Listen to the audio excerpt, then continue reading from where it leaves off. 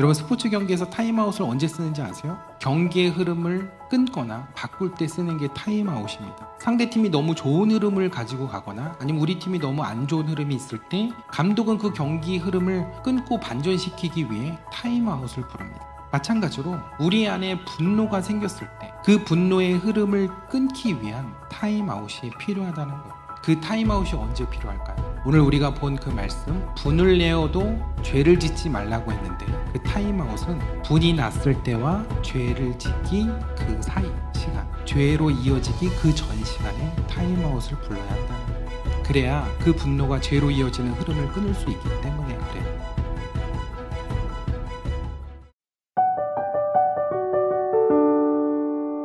네, 이 7월 한 달 제가 3주 동안 또 어떤 말씀을 나눌까 기도하면서 또 하나님께서 마음에 주셨던 주제는 신체에 관한 것입니다. 참 몸도 힘들고 마음도 힘든 이 시간들을 보내면서 우리가 어떻게 하나님이 공급하시는 힘으로 또 그 새 힘으로 어떻게 이겨나갈지를 또 우리가 함께 또 은혜로 받으며 또 이 시간들을 잘 지나가기를 바라는 마음에서 이 신체에 관한 주제의 말씀을 좀 나누려고 합니다.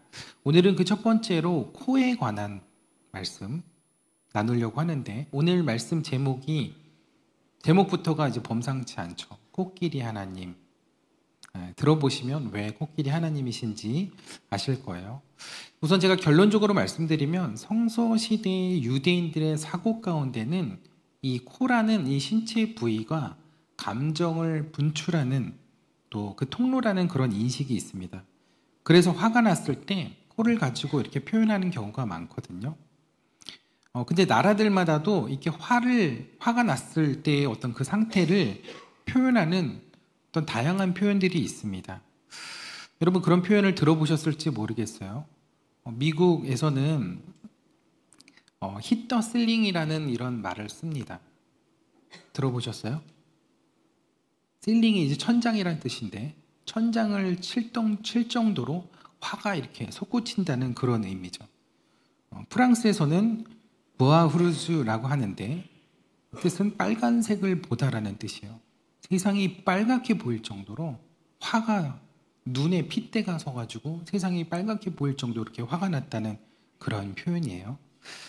독일에서는 지슈바르츠 웨어겔은 검게 되다라는 뜻이에요. 스스로 검게 되다라는 뜻이에요. 얼마나 화가 났는지 내 자신이 검게 타오를 정도로 화가 났다. 그런 표현이에요. 스페인에서는 에스타르 꼬모 우나 피에라라는 그런 표현이 있는데 너무 화가 나가지고 야수가 되었다. 짐승이 되었다. 그런 뜻입니다. 나라마다 이렇게 재미있는 이제 표현들이 있는데 우리나라에서는 화가 났을 때 어떻게 표현을 할까요? 여러분, 화나면은 어떻게 표현하세요? 그 상태를? 열받는다, 열뻗친다. 너무 얌전한 표현인가요? 여러분들 표현으로는 빡친다. 이 정도는 돼야지. 그 정도는 돼야지 화가 표현이 되죠. 때로는 뚜껑이 열린다, 부글부글 끓어오른다. 이런 다양한 표현들이 있어요. 그런데 그러면 성서시대의 이스라엘 사람들은 화가 났을 때 화가 나는 그 상태를 어떻게 표현했을까요? 사무엘하 22장과 시편 18장에 보면 코에서 연기가 오른다는 말이 있습니다. 또 이사야 65장에서도 내 코에 연기라는 표현이 나와요. 이 배경에는 거룩하지 않은 사람들이 하나님께 다가오는 것, 하나님께서 정말 혐오하는 일들을 통해서 하나님을 이렇게 정말 화가 나게 하는데 이런 자들은 내 코에 연기다. 나를 진노하게 만드는 사람들이다 라고 하나님이 이야기를 하셨어요. 그래서 오늘날 유대인들도 막 점점 열이 뻗친다, 열이 받는다 이런 표현을 코가 달아오른다 라는 말을 쓰기도 합니다. 그래서 화가 났을 때 이 코와 관련지어서 말을 한다는 거예요. 근데 성서시대 유대인들이 왜 화가 난다는 표현을 코와 관련지어서 그렇게 표현을 하게 되었을까요? 고대 유대인들은요, 인간의 모든 감정이 심장에서 나온다고 믿었습니다. 그래서 사람이 만약 어떤 불쾌한 일이나 화가 나는 일을 겪게 되면 그게 모두 감정을 발생시키는 그 마음이 있는 심장으로 가게 되고 그때부터 심장이 박동을 치기 시작하는 거죠. 그래서 결국 터질 것처럼 고동치게 되는데 그렇게 고동치는 그 심장이 열기를 이제 뿜어내는 거예요. 그리고 그 뿜어낸 열기가 곧바로 목에 있는 핏줄을 통해 얼굴로 올라오게 되고 그때 얼굴이 붉어지게 된다고 생각을 했습니다. 뭐 어느 정도 일리가 있는 이야기 같죠? 그리고 얼굴을 붉게 만든 그 심장의 열기가 어디론가 배출이 되어야 하는데 그때 그 열기가 밥솥처럼 코를 통해서 내뿜어진다고 그렇게 생각을 했던 겁니다. 그래서 코는 감정, 특히 분노를 배출하는 분화구 혹은 굴뚝과도 같은 기관이라고 생각을 했다는 거예요. 그래서 유대인들이 화가 났다고 하면 바로 이런 모습을 먼저 떠올리게 되는 거예요. 이런 모습이 그렇게 어색하지는 않죠. 우리도 막 화나면 코를 씩씩거리고 막 이렇게 화를 내는 모습이 우리에게도 익숙한 모습이잖아요. 근데 코에서 이렇게 열기가 나오고 연기가 나오는 이런 장면을 우리가 생각하면서 이 말씀을 보면 이해되지 않던 부분들이 보이기 시작합니다. 이 말씀은 에스겔서 8장 17절의 말씀인데요. 이 말씀에 보면 또다시 내 노여움을 일으키며 심지어 나뭇가지를 그 코에 두었다는 이야기가 나옵니다. 우리가 코에 대한 이해가 없으면 이 나뭇가지를 왜 그 코에 두었는지 도무지 이해하기가 어려워요. 유다 족속들이 가증한 일로 하나님의 노여움을 일으키고 심지어 나뭇가지를 자신들의 코에 두었다고 하는데 이게 무슨 관련이 있는지 알기가 쉽지 않다는 거죠. 그래서 세번역 성경을 보면 그들은 나뭇가지를 자기들의 코에 갖다 대는 이교 의식까지 서슴지 않았다고 그렇게 번역을 하고 있습니다. 즉 이것은 이교도들의 만행이었는데 화가 난 하나님, 즉 코에서 연기가 나고 있는 그 하나님 앞에 그 나뭇가지에 그 땔감을 놓고 조롱하는 모습을 묘사한 거예요. 다시 말해 불난집에 부채질하는 것처럼 진노하시는 그 하나님의 화를 더 돋구는 모습이라는 거예요. 그래서 이 말씀이 그들이 얼마나, 그 유다 족속들이 얼마나 하나님을 웃음거리로 만들고 진노하게 만들었는지를 적나라하게 보여주는 말씀이라는 거죠. 근데 이와 관련해서 유대인들이 쓰는 한 가지 재미있는 표현이 있어요. 그게 뭐냐면 코가 짧다 혹은 코가 길다라는 표현입니다. 제가 아는 어떤 분이 유대인 친구랑 길을 이렇게 걸어가고 있었는데 길 건너편에서 어떤 사람이 막 흥분해서 막 다툼이 일어난 거예요. 막 상대방에게 소리를 고래고래 막 지르는 거예요. 근데 그 모습을 보고 있던 유대인 친구가 오른쪽 주먹을 자신의 코에 갖다 대면서 저 친구는 코가 짧아서 저래 라고 이야기를 했다고 합니다. 그러면 이게 무슨 의미일까요? 네, 코는 분노가 표출되는 분화구라고 했는데 같은 코라고 해도 코의 길이가 짧으면 속에서 올라온 열기가 그만큼 빨리 급하게 배출된다는 의미이고 그 말은 심장의 열기를 쏟아내는데 분노를 표출하는데 그 시간이 짧게 걸린다는 말이에요. 결국 코가 짧다는 말은 쉽게 화를 잘 낸다라는 것이고 또 인내심이 없다는 말이기도 합니다. 그러면 반대로 코가 길다라는 것은 무슨 의미일까요? 심장에서 올라온 이 열기가 긴 코를 통해서 천천히 배출된다는 것이고 그 말은 어지간해서는 화를 잘 내지 않고 잘 참는다라는 그런 뜻입니다. 그 사람은 화가 나도 그것을 바로 표출하지 않는 사람이라는 거예요. 근데 성경에서는 코가 짧은 사람을 어리석다고 하고 코가 긴 사람을 슬기롭다고 이야기를 합니다. 여러분 혹시 성경에서 그런 표현의 말씀을 보신 적이 있으세요? 코가 짧은 사람은 어리석고 코가 긴 사람은 슬기롭다. 그런 표현 보신 적 있으세요? 그런 표현 보신 적 있으면 오른쪽 발가락 들어보세요. 네, 아무도 없으신 것 같아요.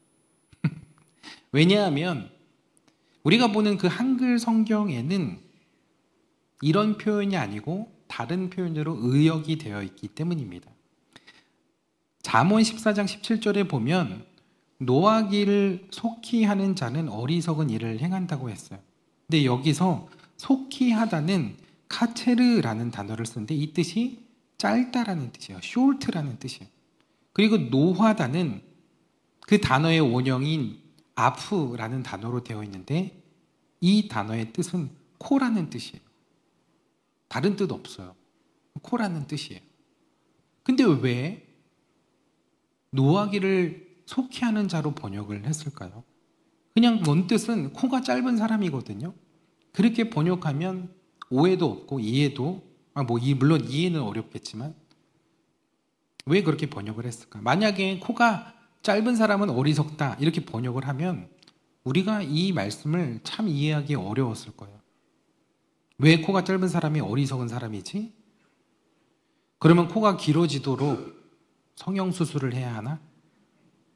이런 오해가 있을 수 있기 때문에 번역할 때 그 나라의 언어와 문화에 맞춰서 의역을 한 거죠. 그래서 코가 짧은 사람을 노하기를 속히 하는 자로 번역을 해 놓은 것입니다. 그래서 우리가 히브리 성경에는 있지만 한글 성경에서는 이런 표현을 볼 수 없었던 거예요. 그러면 말씀을 하나 더 볼까요? 잠언 19장 11절에 보면 노하기를 더디하는 것이 사람의 슬기라고 했습니다. 여기서도 마찬가지로 노하다는 아프, 코라는 뜻이고 그리고 더디하다는 아라크, 길다, long 이런 그런 뜻이에요. 그래서 이 두 개의 말씀을 통해서 이 유대인들의 이 문화적인 개념을 이렇게 정리할 수 있을 것 같아요. 코가 짧다는 것은 노하기를 속히 하는 사람, 즉 화를 내는 사람이라는 것이고 그 사람은 어리석은 사람인데 왜냐하면 그 사람은 마음을 잘 다스리지 못하고 경솔하게 행동하고 실수하기 쉬운 사람이기 때문이라는 거예요.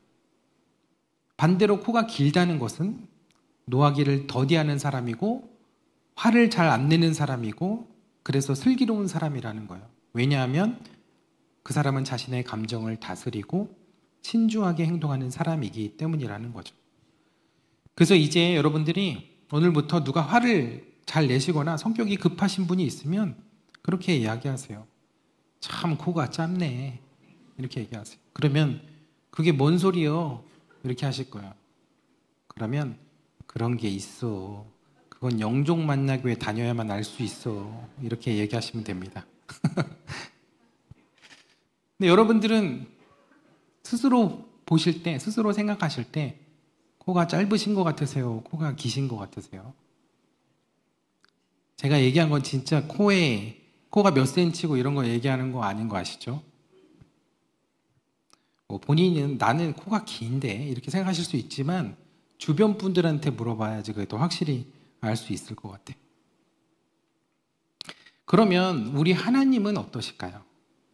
우리 하나님은 코가 긴 하나님이실까요? 짧은 하나님이실까요? 네, 긴 하나님이세요. 고대 유대인들에게는 그 하나님에 대한 이미지가 있어요. 이게 미켈란젤로의 천지창조 그림인데 의인화해서 하나님을 사람처럼 그려놨죠. 근데 유대인들에게도 그 하나님에 대한 이미지가 그런 이미지가 있어요. 하나님의 성품이나 성격이 사랑과 같은 감정을 가진 그런 분으로 이해를 하는 부분이 있다는 거죠.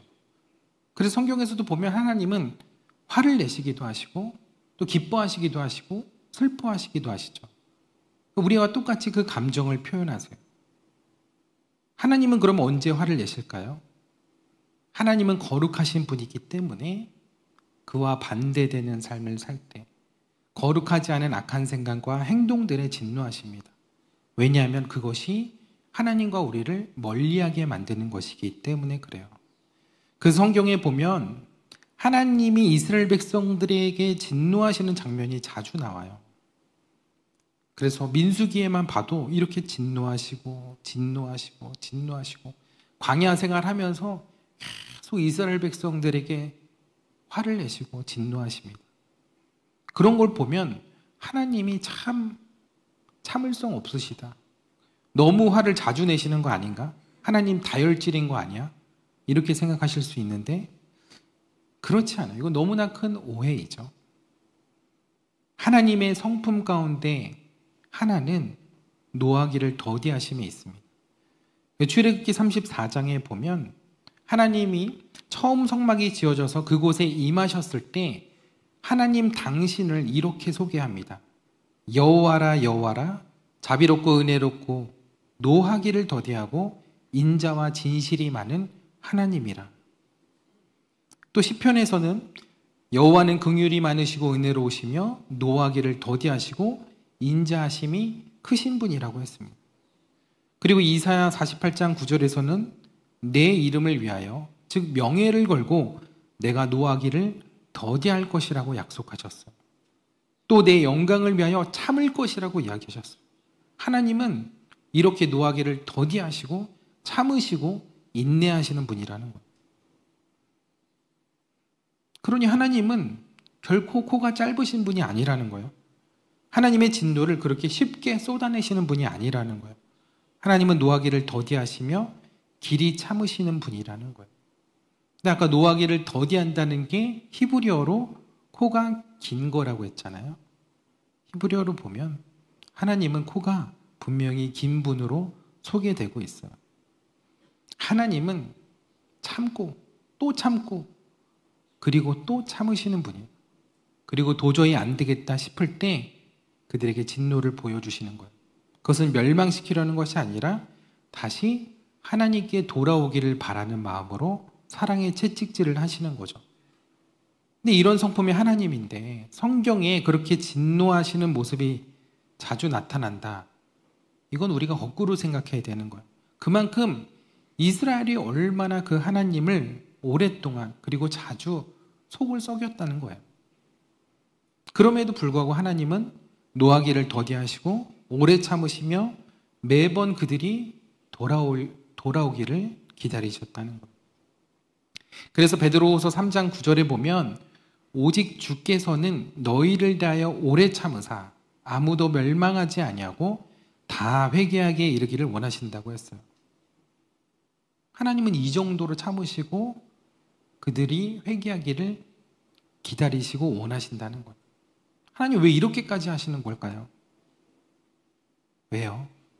그건 우리를 너무나 사랑하시기 때문에 그래요. 여러분, 세상에 그 어떤 신이 이렇게 오래 기다려주고 참아줄 수 있을까요? 없습니다. 하나님 같은 분은 이 세상에 없죠. 그래서 여러분, 유대인들의 이 문화적 개념을 따라 하나님께 감히 별명을 붙여드린다면 우리 하나님은 코가 긴 코끼리 하나님이세요. 동물 중에 코끼리보다 코가 긴 동물이 없는 것처럼 이 세상에 하나님보다 코가 긴 존재는 없기 때문에 이 별명이 하나님에게 잘 어울리는 별명이라고 생각합니다.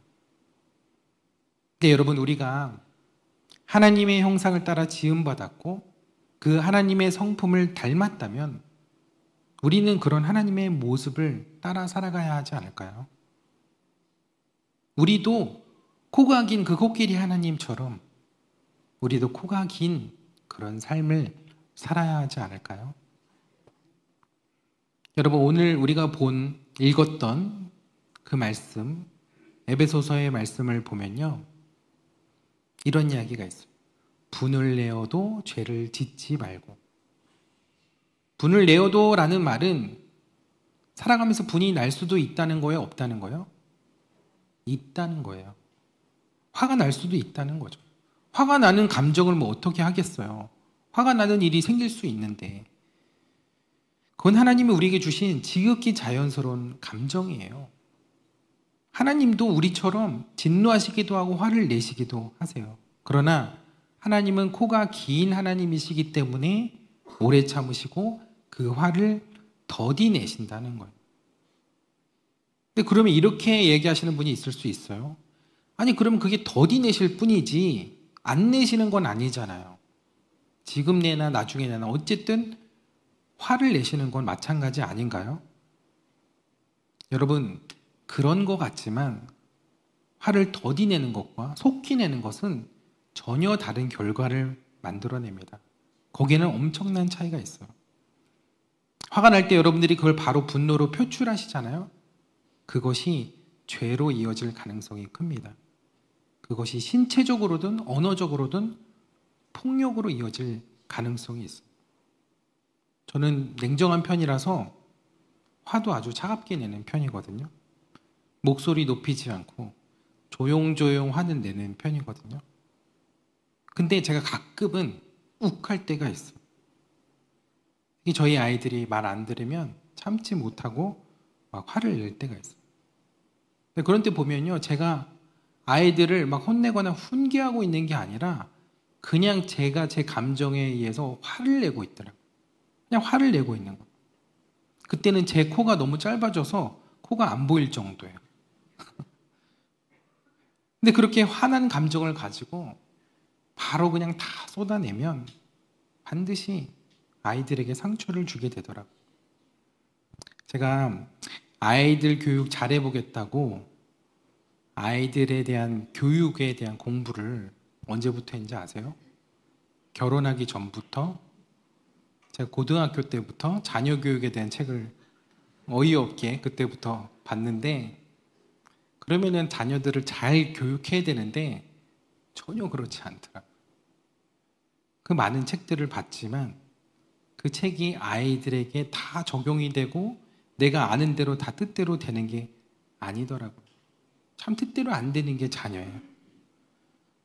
그래가지고 제가 그 자녀들에 대한 책은 웬만하면 다 버렸습니다.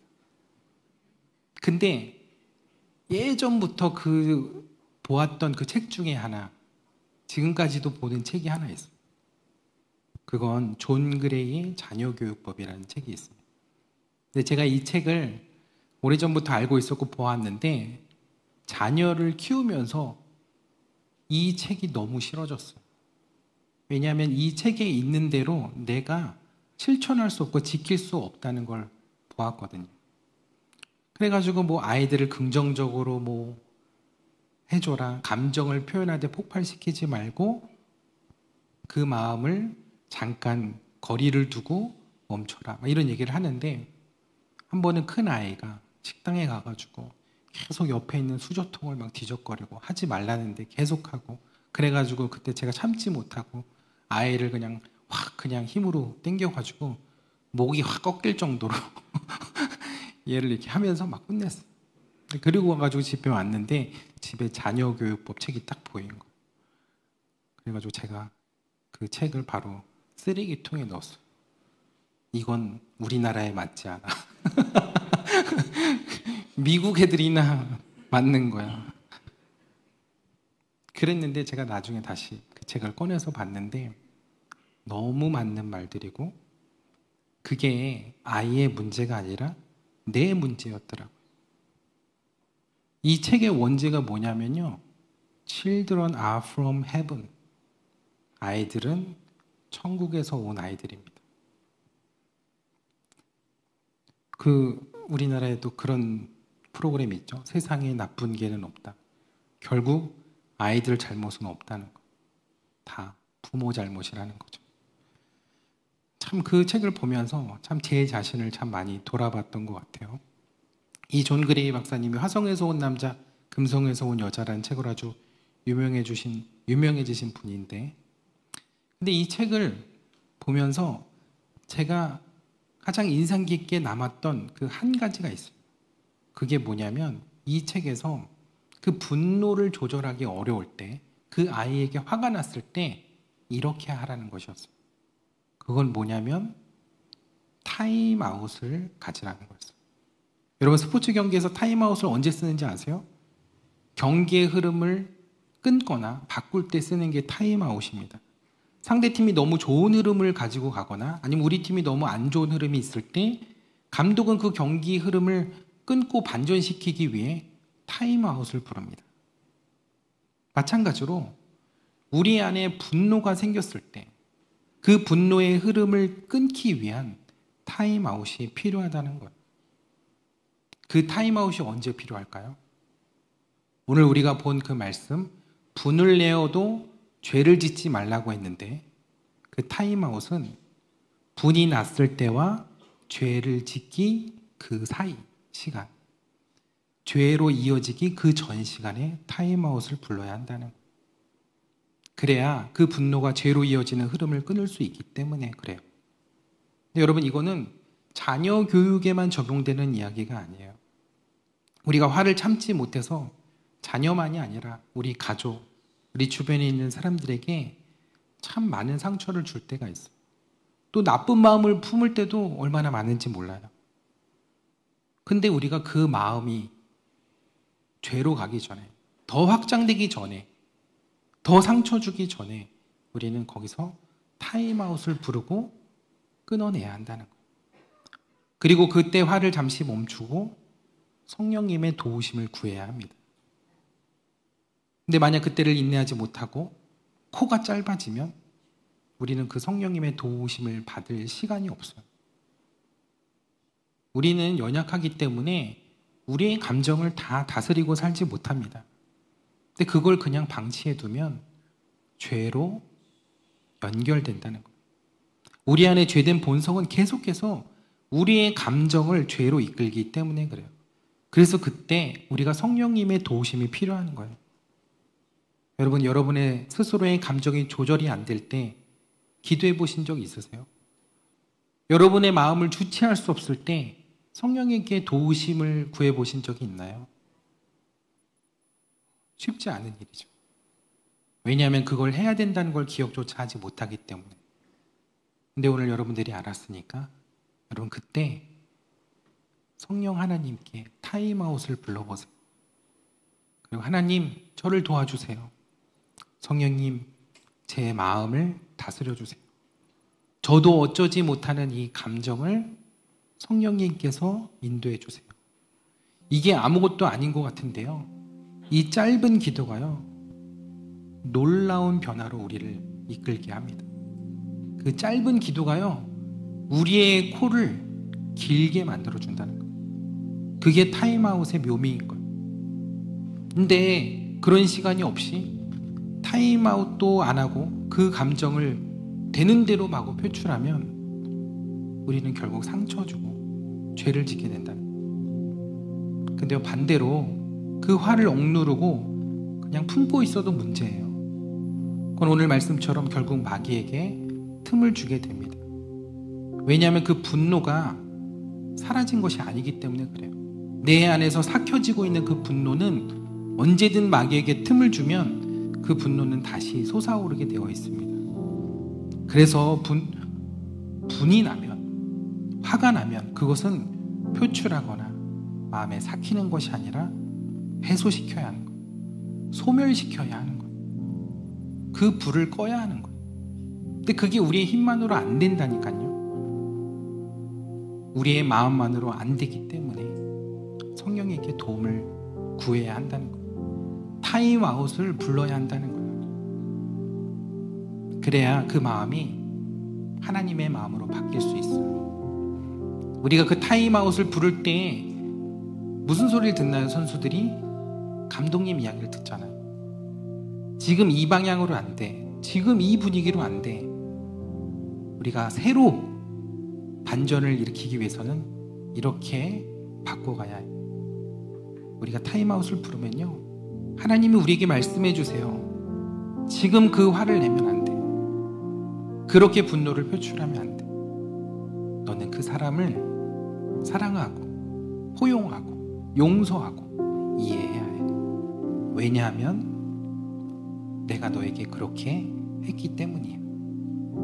하나님이 우리를 향하여 노하기를 더디하실 수 있는 것은 그 진노보다 훨씬 더 크신 우리를 향하신 하나님의 사랑이 우리를 덮었기 때문이에요. 그래서 우리에게 필요한 것은 그 하나님의 음성이고 그 하나님의 음성을 통해 들려지는 그 하나님의 사랑인 줄 믿습니다. 우리는 그 하나님의 사랑을 붙들고 그 하나님의 사랑을 닮아갈 때 우리의 마음이, 우리의 성품이 우리 코끼리 하나님의 마음으로, 그 성품으로 변해가게 될 줄 믿습니다. 여러분, 이 더운 여름 화가 치밀어 오르는 그런 시간들이 분명히 있을 거예요. 근데 이제 우리가 알았어요. 그때 타임아웃을 외쳐야 한다. 그때 우리가 마귀에게 속으면 안 된다. 그때 우리가 죄를 지으면 안 된다. 그때 우리가 마귀에게 틈을 주면 안 된다는 거예요. 그래서 그때 우리가 화를 내는 것이 아니라 잠시 멈춰서서 성령님께 기도하는 거예요. 성령님, 제 코가 길어지게 해주세요. 코끼리 하나님을 닮아가게 해주세요. 그 주님의 마음을 내게 주세요. 이렇게 기도할 때 여러분들의 마음과 감정을 성령님께서 주장해 주실 줄 믿습니다. 그래서 한 주도 주님을 닮아 코가 긴 백성으로서, 코끼리 하나님을 닮아가는 주님의 자녀로서 그렇게 믿음의 삶, 승리의 삶을 걸어가는 저와 여러분들의 삶이 되시기를 주님의 이름으로 축원합니다. 주님, 내 마음에 선한 것이 하나도 없는데 그 마음을 가지고 살아가려 했습니다. 내 의지로, 내 능력으로, 내 힘으로 내 감정을 다스려 보려 했습니다. 그러나 그러지 못한 우리의 연약함을 보게 됩니다. 주님, 우리가 이때에 주님의 도우심을 간구하며 주님 앞에서 그 타임아웃을 외치기 원합니다. 주님, 이 시간 우리에게 주님의 마음을 허락하여 주옵소서. 주님의 마음을 부어 주옵소서. 주님의 성령으로 우리의 마음을 채워 주옵소서. 우리가 그래서 그 분으로 인하여, 그 화로 인하여 죄의 길을 걷지 않게 하시고 주님의 뜻을 이루는, 주님의 나라를 이루는 주의 백성들의 삶이 될 수 있도록 주님, 우리의 마음과 생각을 지켜 주옵소서. 우리의 마음을 주님의 마음으로 바꿔 주옵소서. 우리의 성품을 주님의 성품으로 바꿔 주옵소서. 우리 인격을 주님의 인격으로 닮아가는 삶이 되게 하여 주옵소서. 우리 이 시간 주여 한번 부르짖고 함께 기도하겠습니다. 주여!